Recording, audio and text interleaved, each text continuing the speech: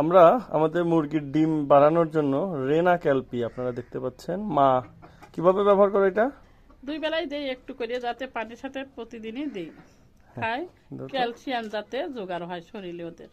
হ্যাঁ, calcium phosphorus সবই এখানে আছে। হ্যাঁ, এখানে মিশক আছে, এই যে দিলাম। হ্যাঁ, হাত এইগুলা, দিয়ে একটু গুলাই দাও। হ্যাঁ, এইগুলা খালি ডিম দিয়ে ভালো আসবে, আর ওদের শরীরও ভালো থাকে, শরীরে কোনো ঘাটতি করে না। আচ্ছা আচ্ছা।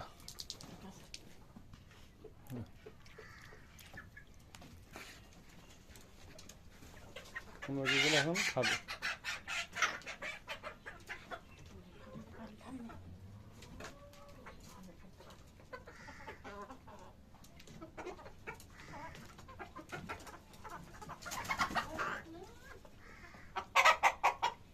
সব মুরগিগুলো এদিকে চলে আসছে, আস্তে আস্তে এই পানিগুলো খাবে আর কি।